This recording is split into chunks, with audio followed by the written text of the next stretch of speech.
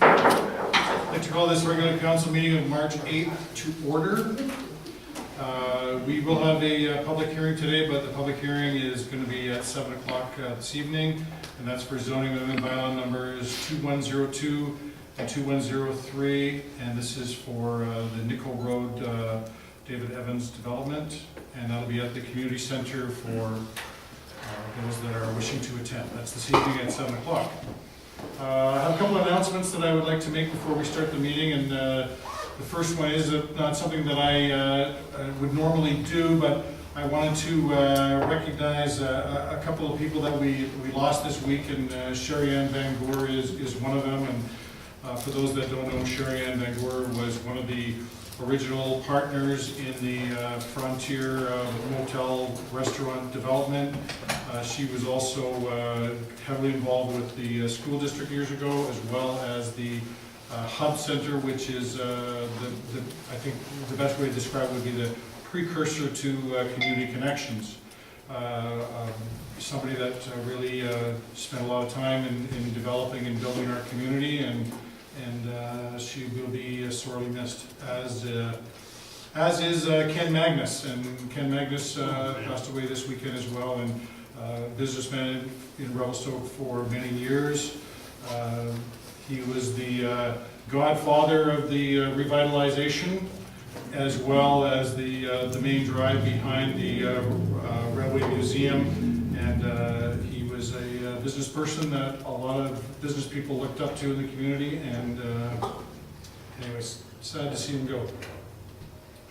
I just wanted to let everybody know that there's going to be a public input meeting for community initiatives with the Columbia Basin Trust. This is through Revelstoke and Area B of the Regional District, and this is the grant community initiative funding. That's going to be March 15th at 6:30 at the community center. I'm looking for a motion to adopt the agenda. Councillor Nixon, Councillor Orlando, all those in favor, motion's carried. And I need a motion to adopt the minutes of the regular council meeting of February 23rd. Councillor Sauls, Councillor Orlando, all those in favor, motion is carried. And for the special council meeting minutes of February 29th, Councillor Nixon, seconded by Councillor Sauls. All those in favor? Thank you. Is there any business arising from the minutes of February 23rd? Any business arising from the minutes of February 29th? Okay. We have one delegation today. It's the Jill Zacharias, our social development coordinator. Jill, you have the floor. Great, thanks, Mark. I'll try and stick to 10 minutes. So this is my biannual update to the Mayor and City Council, and thank you for having me today. So the first slide here is just to bring the work home to the council objectives, and just a reminder that everything that we do is,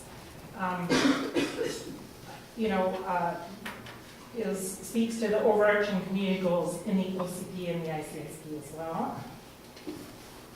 So, first of all, youth. In addition to our youth initiative, as you know, we've been focusing on getting our child youth mental health and substance use local action team off the ground, and already we're seeing some really great things coming out of this initiative. While the local action team is working on a number of different areas, my role in particular has been to continue to support the LAT behind the scenes, as well as take the lead in a few different areas. The SAFE team training slated for September will enable both the school district staff and community-based service providers to provide progressive risk management training for education to our children and youth for years to come. I also just submitted a funding application that will support work in partnership with the school district and experts from the Centre of Addictions Research BC to build progressive, effective substance use education into our core educational curriculum, as well as address current education around underage alcohol use. There's a fine line between harm reduction and enabling, and we hope to finally start addressing this in the community. The good news is that starting April 1st for year 2 of this project, we'll have $100,000 to work with, up from the $75,000 that we received in year 1. So this is significant resources for our community. And we really want to use these resources to support the school district and the good work they're doing there, as well as training and education for our service providers. I've been supporting the Seniors Association to update our Seniors Resource Guide, and I just have a look at it. It's at the printers. We originally did the guide in 2009, so this will be a good update. And as you know, we're bringing folks from the Alzheimer's Society BC to do dementia-friendly training in April. This training will assist with understanding and helping support people with varying stages of dementia living in our community. We were also successful in getting our 5th age-friendly grant from UBCM. I'm sure we have a record in progress for accessing this funding, but I'm really excited about working with both the Chamber, with Pauline Hunt, and a number of the downtown businesses to improve on our community rent project to improve accessibility in the downtown core. And this grant will also support the Parks and Rec Department and the Community Center to deliver mobility classes for seniors, the Senior Center, in partnership with Interior Health. Poverty reduction, where our poverty reduction working group is going strong. For the 2nd year in a row, you'll be happy to know that the Columbia Basin Trust is paying for Vibrant News Canada membership and all the supports involved in that. And I just found out yesterday that they'll also be covering the cost for one of our members to attend the city's Reducing Poverty Summit in Edmonton in April. So we will have people from Revelstoke attending that conference, which is really great. Our chair, Michelle Cole, will be attending on behalf of the Poverty Reduction Working Group and bringing back what she learns to our community. So that's great. The Rural Development Institute, I've also been engaged in some conversations with them. They're very interested in supporting poverty reduction work throughout the basin. And they're exploring the possibility of creating a set of poverty-related indicators and then tracking that data over time so we can see if the work that we're doing is actually making an impact in our communities. So that would be very, very helpful. In April, the Liberal MLA Jackie Teagart, who is the provincial liaison for the province's poverty reduction initiative, and Kathy Bergeron-Clyde, who's the head of the NCFD poverty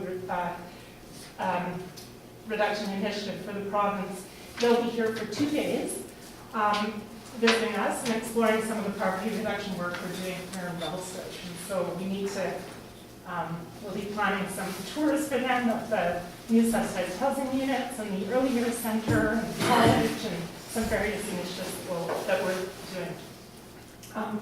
I'm very, very excited about the regional forum that will be hosted by our local community futures here in May. This is our chance every 5 years to host this forum here. So we'll be bringing in probably up to 100 people from throughout the region for the forum, which is on understanding the economics of poverty reduction. We've got Mark Holmgren, the new CAO of Vibrant Communities Canada, as our keynote speaker. Our living wage research team from UBCO will be presenting their findings, as well as a few others.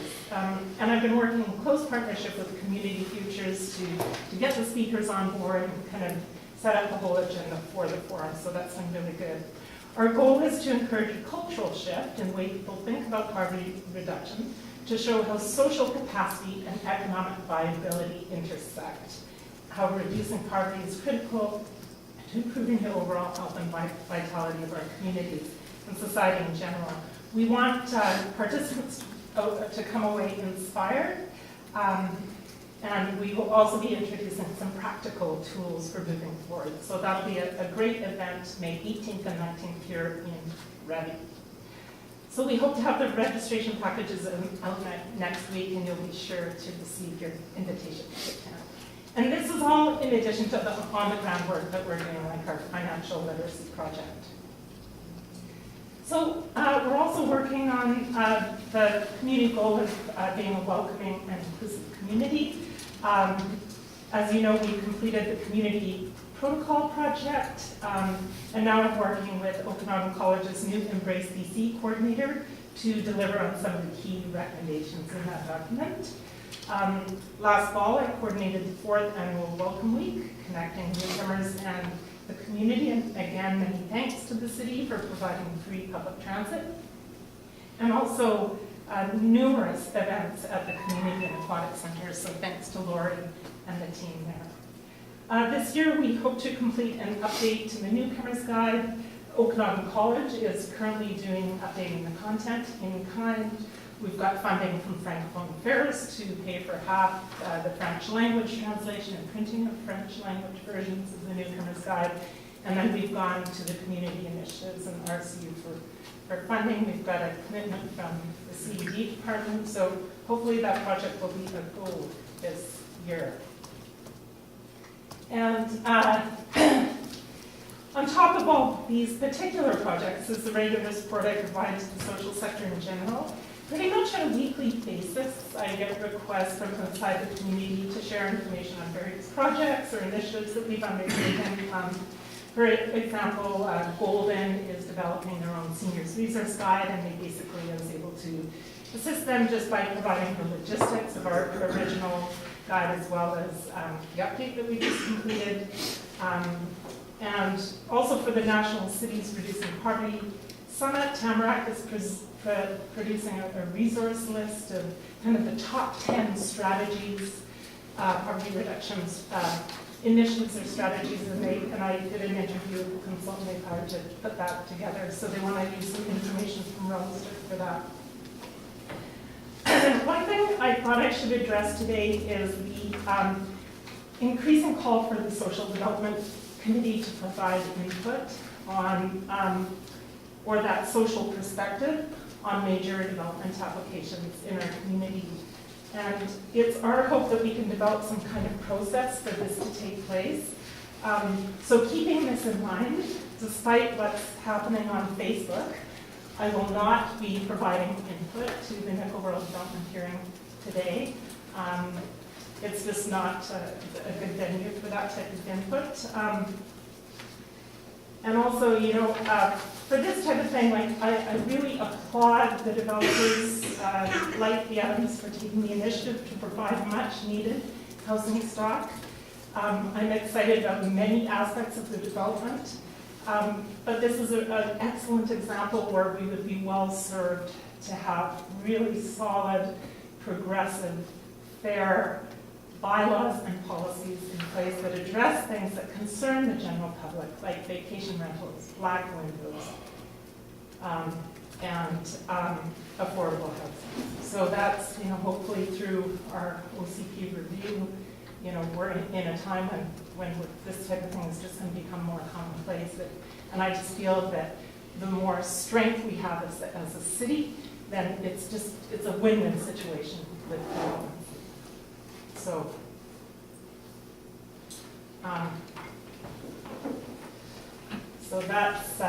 so anyhow, the Social Development Committee is just looking for the development of kind of a process, I think, to provide social and development applications.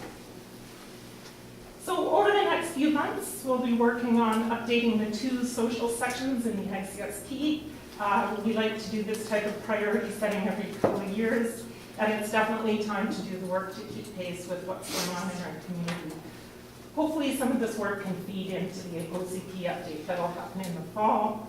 And yeah, so that'll be busy time over the next couple of months. And then just finally, I'd just like to thank you for your continued support for the Social Development Committee and all the work we're doing.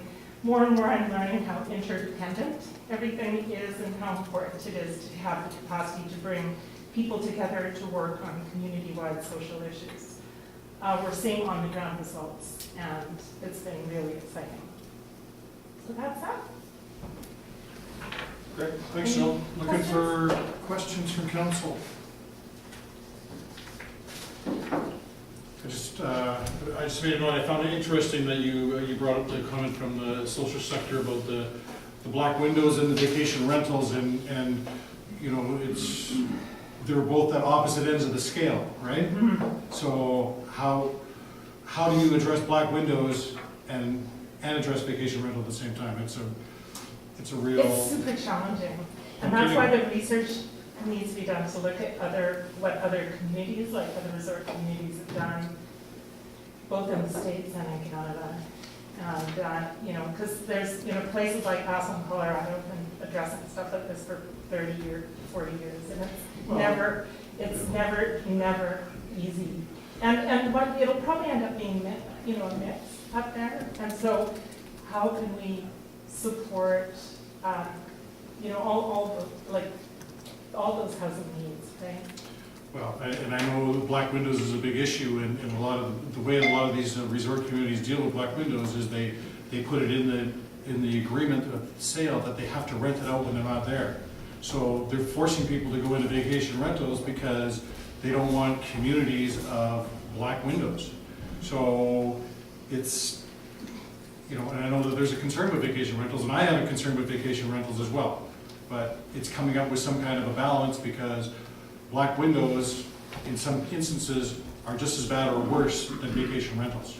So it's coming up with that balance. But anyways, interesting. It's an interesting topic, and not something we're going to solve in the next well, and for something like the Nickel Road development, because we don't have stuff like that in place, we'll see how it goes, right? Sure. Because, you know, and we do need the housing stock in our community. There's absolutely no two ways about that. I like the small units, I like the commercial stuff, I like the trails, the mixed, you know, the green space. And, you know, I feel like they've really done their homework within the context of current development permissions. So. Well, you just made a submission at the public hearing. There you go. Questions from council? Okay, great. Thanks, Joe. Keep up the good work. Yeah. Thanks for coming. Moving into old business, we have item that you're going to recuse yourself I will on. recuse myself on item 8A on the basis of the conflict of solicitor and client relationship. This has to do with 906 Farrell Road and putting a section 57 on title. Is there a presentation on this? No.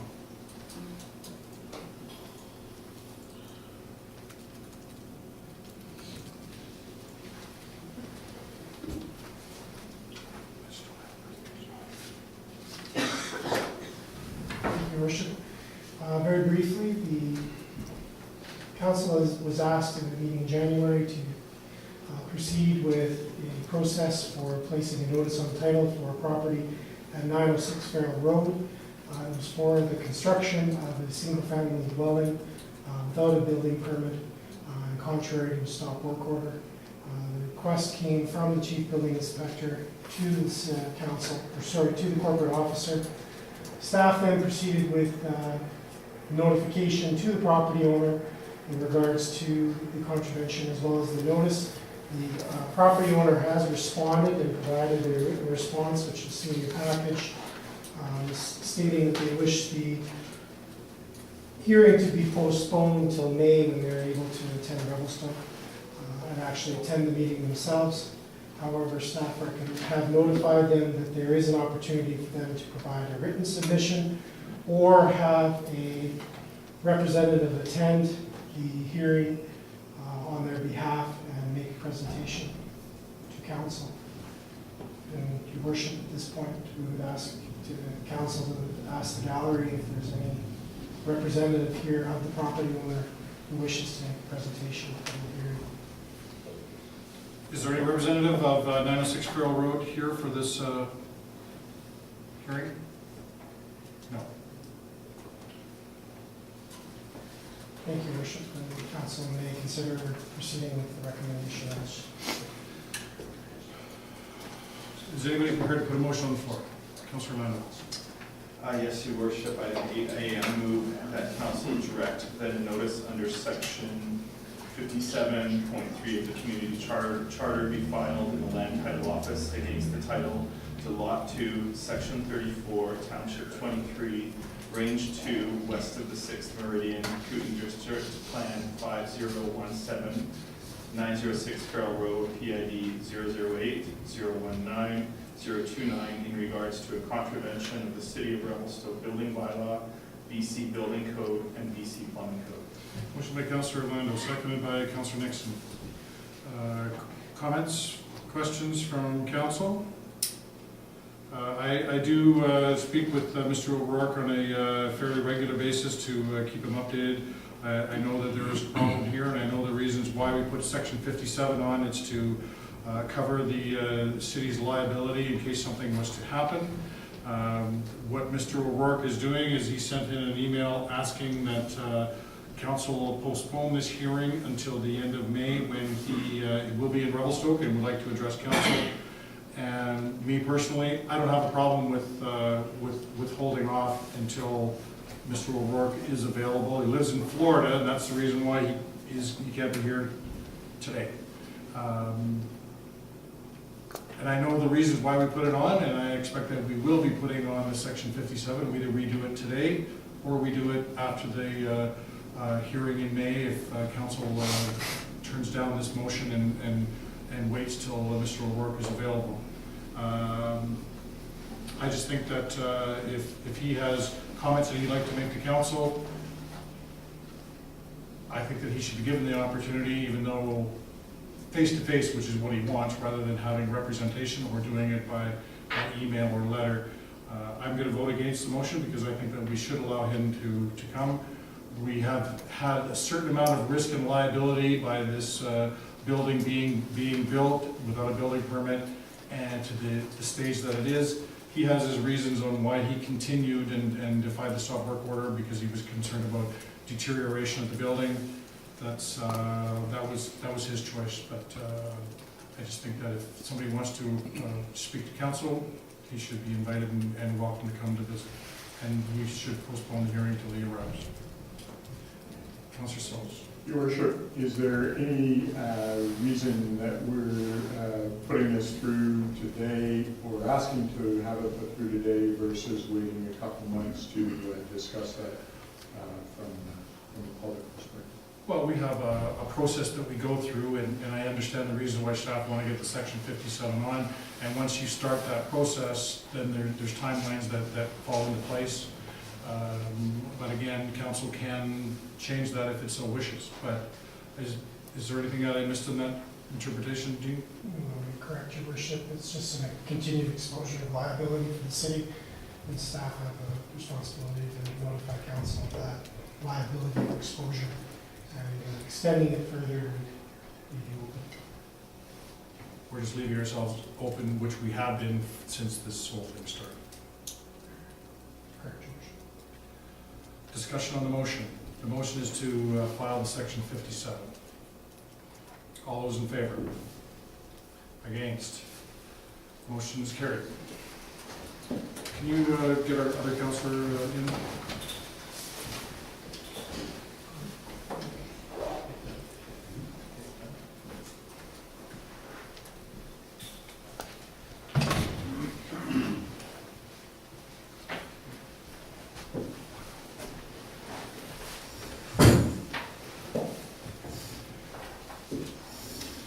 Next item on the agenda is the 2016-2020 financial plan, and I've asked to bring this back here. The motion was not done properly the last time when council approved it, and I'm bringing it back to council to reconsider that motion to approve the financial plan. I have a few other things to say, but I'll wait till somebody makes this motion and gets it on the table. Yes. Worship, it's your right to invoke. All council. right. Yeah, so council can just vote on Okay. the motion that was defeated. Okay. So I'm You bringing don't back. have- need a resolution. I'm bringing back this motion, and I consider this to be a housekeeping item to do it properly, to set our financial plan in motion. I had concerns when it was brought to the table, and I voted against it, but because council at the previous meeting was in favor of it, I'm encouraging council to vote in favor of this. I will be voting in favor, and this is just a reaffirmation of council's decision at the previous meeting. Council Brothers. If I can just reiterate what you said, Your Worship, I too opposed the passage of the financial plan last time around, but I recognize the whole purpose of deferring the financial plan was to allow the Chamber of Commerce to bring forward, and other people to bring forward their comments and to get some explanation and some dialogue with them at that time. That was in effect done. There was dialogue among council members as to what we should do, and a decision was made. And so I am prepared to support this as well going forward, because I think it serves no purpose to reinvent the wheel when we really have had the dialogue and the discussion and the decision was made. So. Looking for any more discussion from council. Councilor Orlando.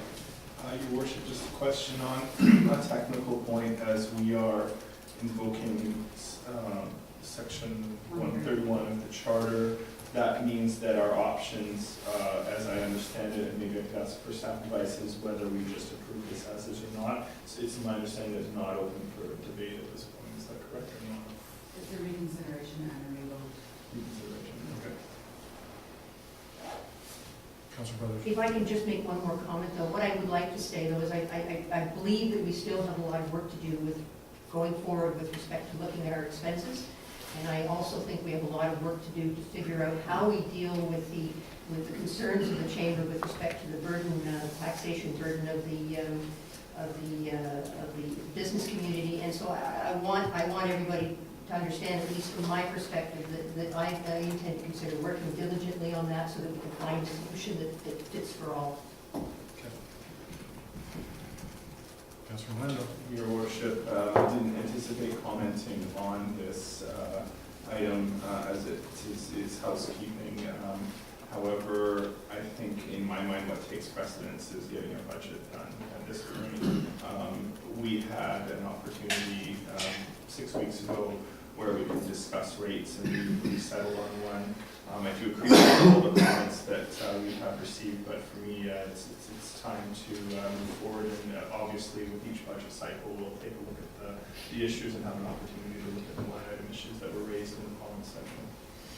And I think it's fine for people to make comments, but that's not what the motion is about. The motion is approving the budget. And I appreciate what everybody's getting at, and I don't disagree, but that's what we're talking about right now, is approval of the budget. Is there any more discussion on the motion? All those in favor? Motion's carried. Thank you. Zoning amendment bylaw number 2101. This has to do with the craft distillery.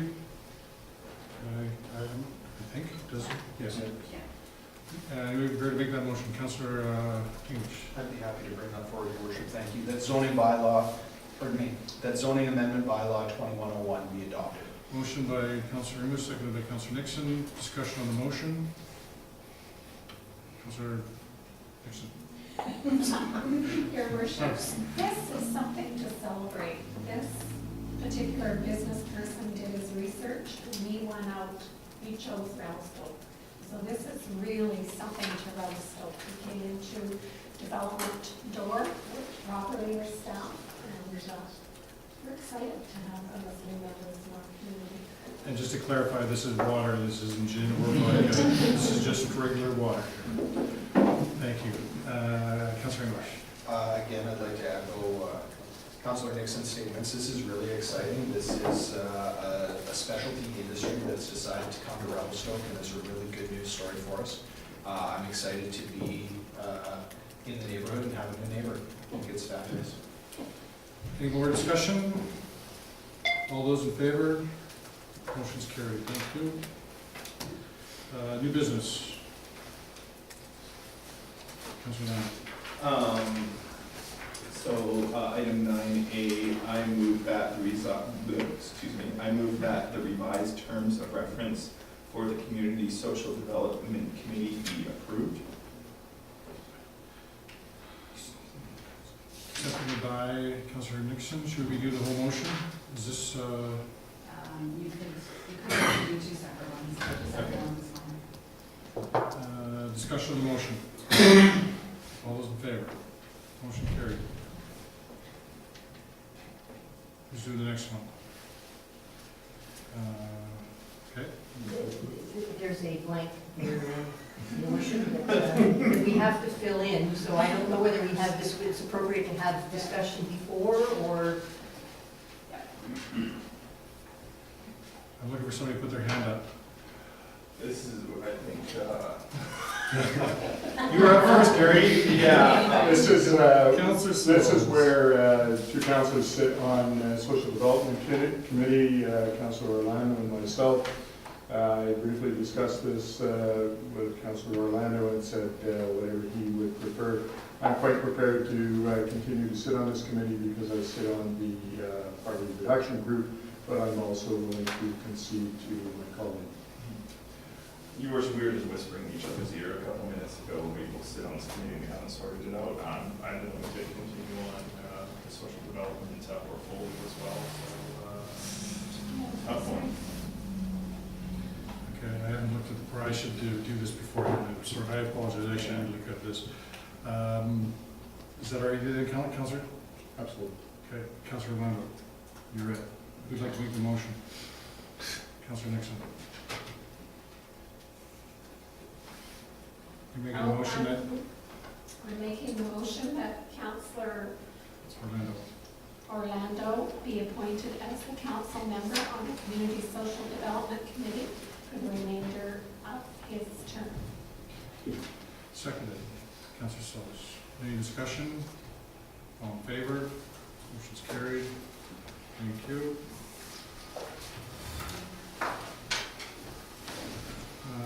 Who's going to do this next one? I'll do that.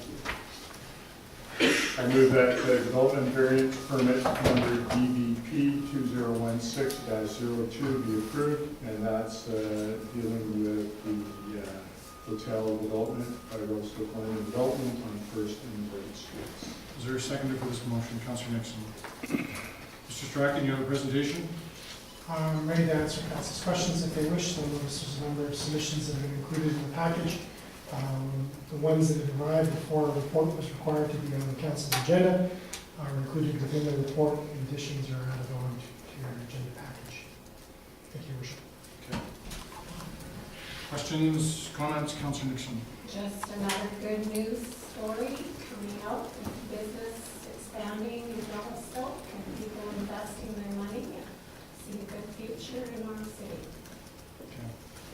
I think one of the ways that I look at this this development, that being sympathetic to the neighborhood, is that the side of the property where the residents are is going to be entrances and parking lots, so there won't be a tall, rather than having what it was previously zoned for, having a 2.5 story, which could end up being a blank wall as your neighbor, you're going to end up having an empty lot with the hotel configured on the other side of the property, and sight lines will be the same or better with it configured the way that we're rezoning this now, or changing allowing the variance, I guess is the right term.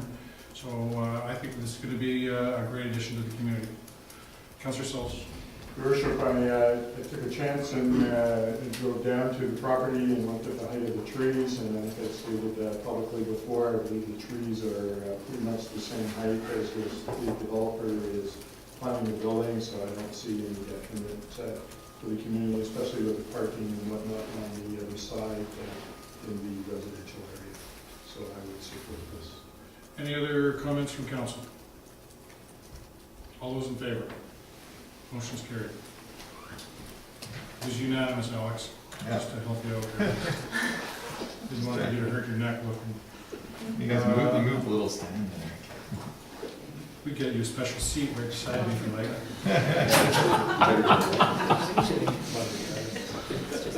Item C.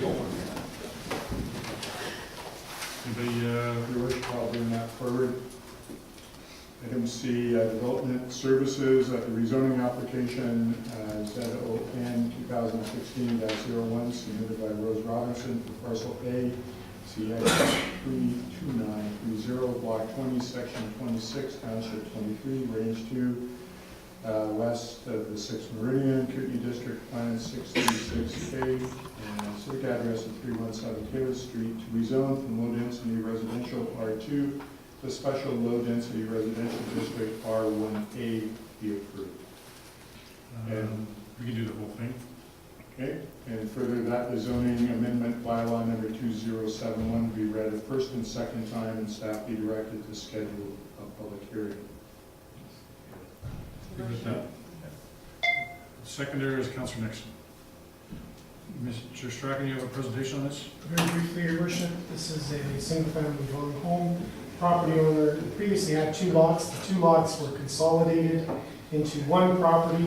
The application is to re-subdivide, essentially. Unfortunately, when they built the home, it wasn't placed in a position that would allow for that boundary to be reestablished where it used to be, or else it would cut through the side of the building. So they have to actually rezone the property to allow for a smaller lot size, and they need a variance to make the lot width a little bit narrower. The alternative would be to put a jog in the boundary, so create some sort of a notch to accommodate the building, which isn't ideal in a property line situation for subdivision. Thank you, Your Worship. Thank you, Mr. Strachan. Questions or comments from council? Councillor Nixon. Just another good opportunity for infill housing, which was largely the amount of housing that was built in the past year in this town. Any other comments, questions? All those in favor? Motion is carried. We have a second part of this motion. Your Worship, I'll carry on. Council approves development variance permit application number DBP 2016-1 and give notice of their intention to consider the issuance of development variance permit number DBP 2016-1 for parcel A, CXF 32930, block 20, section 26, township 23, range 2 of the West 6th Meridian, Kootenai District Plan 636K, civic address 317 Taylor Street, to vary the following section of zoning bylaw number 1264. Section 7.1.A.2. 1 is varied to reduce the minimum lot frontage width from 15 meters to 13.81 meters for proposed lot B. Motion by Councillor Still, seconded by Councillor Nixon. Discussion on the motion? All those in favor? Motion's carried. Your Worship, just to go back. Oh, sorry. My apologies. And it was the first part of the first resolution, which was to, that the application fee for $600 for the development variance permit be paid by council contingency I fund. thought that was something else. Sorry, Your Worship. We're back on the subdivision one. My apologies. We're still on Taylor Street, yeah. And we voted on that motion, so we're done. Okay. 585 Cedar Street. Your Worship, I'll bring that forward again. Services, the application fee of $600 for development variance permit application number 2 DDP 2016-3 be paid from the council contingency fund. I'm going to carry on with that. Yeah, you carry on with the rest of it, if you would, please. Okay, that council approves development variance permit application number DBP 2016-3 and give notice of intention to consider the issuance of development variance permit number DBP 2016-3 for lot 5, section 37, township 23, range 2, west of the 6th Meridian, Kootenai District Plan 636K, civic address 585 Cedar Street, to vary the following section of zoning bylaw number 1264, section 56-2, is a variance to permit the proposed accessory building to be located in front of the principal building and to permit the proposed accessory building to exceed the height of the principal building by 1.32 meters from 4.33. Motion by Councillor Still, seconded by Councillor Nixon. And Mr. Strachan, you have a presentation? Very briefly, Your Worship. Excuse me. So this is a variance application that is to extend the height of an accessory building. The fee is being requested to be waived as the property owner was notified by staff that they could apply to renew their variance, however, and that was the practice at the time. However, that isn't correct. The variance cannot be renewed. And as they proceeded with their development plans with that in mind, we recommended that council not charge the fee and instead have it come from the council contingency fund. change in what our resolutions have said in the past is to waive the fee, but when that actually takes place, council doesn't actually waive the fee. It comes from that account. So that's what Graham does when council waives the fees. It comes from council's contingency. So for more clarity, we've actually put that into our resolution to where that money is going to come from. Thank you, Worship. Because we can't take it out of planning contingency fund, it's like, If I had a planning contingency fund, Worship, I'd be more than happy to have it. questions from council? Does anybody have a contingency fund besides us? Something we can take it out of? No tiny accounts anywhere?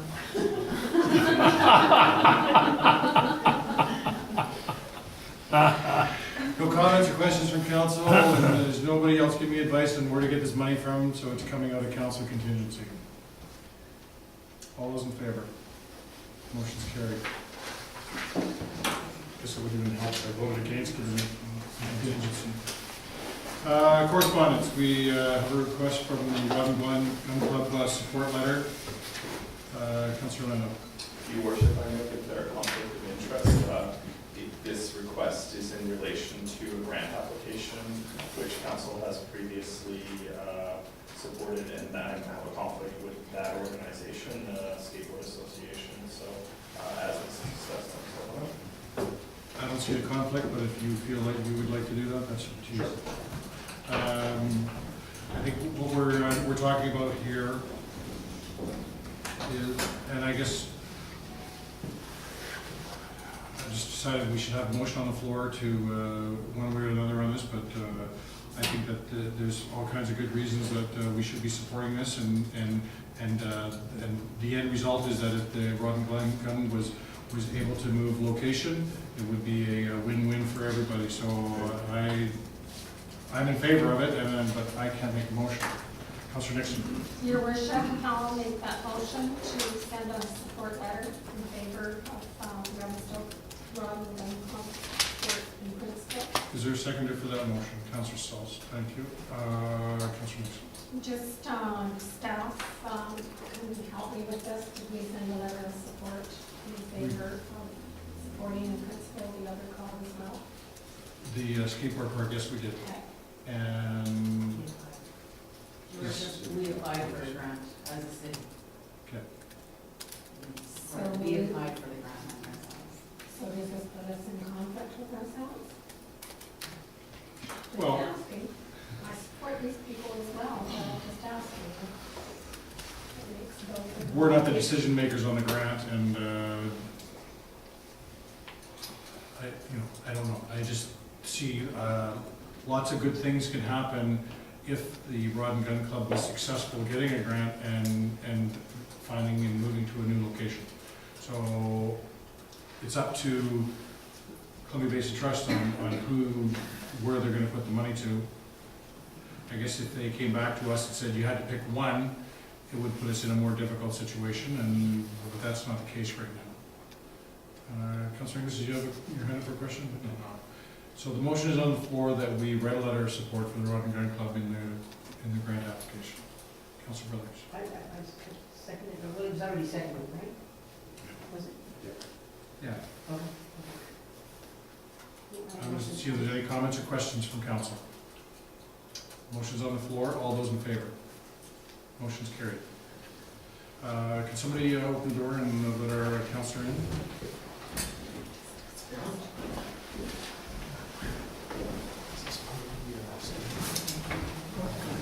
We're in section 11, communications, and does anybody on council have any comments they'd like to make on the advisory planning commission minutes of March 1st?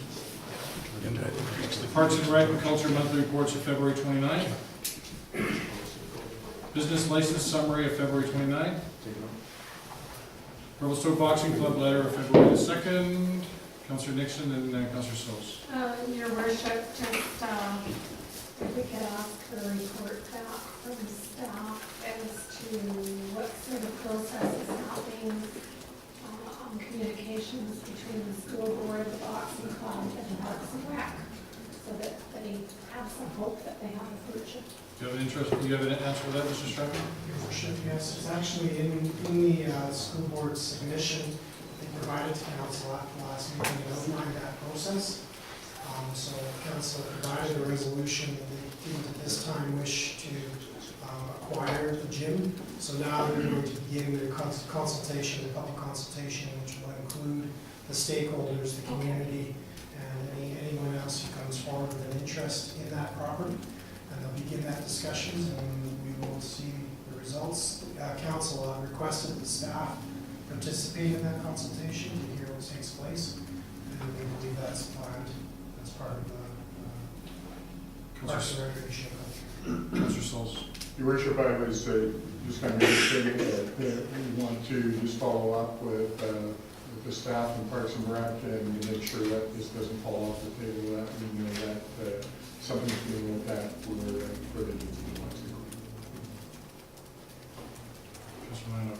Your worship, the follow-up is actually an item on the Parks and Culture Committee performing this, so the debris is confirming that. Okay. Anybody have any comments on the Ministry of Transportation and Infrastructure letter of February 23rd? Had to do with transit. Or the Ministry of Community, Sport and Cultural Development letter of February 24th. Questions from media? Okay, I have one. Okay, sure. There wasn't much discussion on item, I believe it was 9C, about the variances to the development of that proposed hotel up to 5.5 stories. That was actually B. Okay, 9B.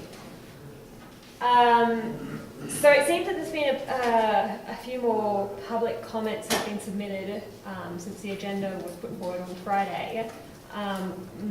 Interestingly, They would be part of this package, though, so council would be aware of those comments. yeah, okay. So following on from that, the motel that's near there has put forward concerns about occupancy rates, and other residents were concerned about the change of character. I just wanted to find out a bit more if council had considered those concerns. Absolutely they did. That's how they make part of their decision-making process. Don. Worship, I would like to add, the comments were collected until 12 noon today and included in the republishing of the agenda after 12. So all those comments are included right up till noon today. Because the letter from the neighboring motel must have come in later on, because I've not, that hasn't been part of this package. Letter from the day. Sorry? It's Oh, okay. Okay. All right. Any other questions? I was going to pretty much ask the same thing, just so I was surprised there's kind of a lack of consideration. There's numerous letters from the, residents, neighbors, neighboring hotel that, just seem to be glossed over or not considered at all. And I was wondering if, those were looked at carefully and those concerns, if you consider those issues brought up, such as extra traffic, effect on the neighborhood, stuff like that. I would say that's part of the council's decision making. Anything else, Alex? No, that was it. David? One question, Your Worship. Well, two, actually. So the budget's gone, budget is dead. It's never dead. Okay, it's a living, breathing document. There you go. Okay, there we go. Okay, my real question is with regards to business license summary. Only one application for a business license? I've never seen that in 16 years. They're holding back. Who's holding back? I can't answer that. I don't know. Is this a real situation, or No. There's just simply a different way of presenting existing information? I guess if you're asking me, Mr. Strachan. Your worship, there's the new financial software is being completed, and not all the business licenses are appearing on our tables out of A's. When the new software implementation is completed, you'll see a sudden spike in business licensing. You're going to be inundated. Okay. Transfer over from. So as long as I know that it's coming from one direction, I can blame Dean for everything. Yeah. Any other questions, David? No, that's it. Anybody- Thank you. Anybody else? I need a motion to adjourn the meeting. Councillor English, Councillor Mandel, all in favor, motion carried, thank you.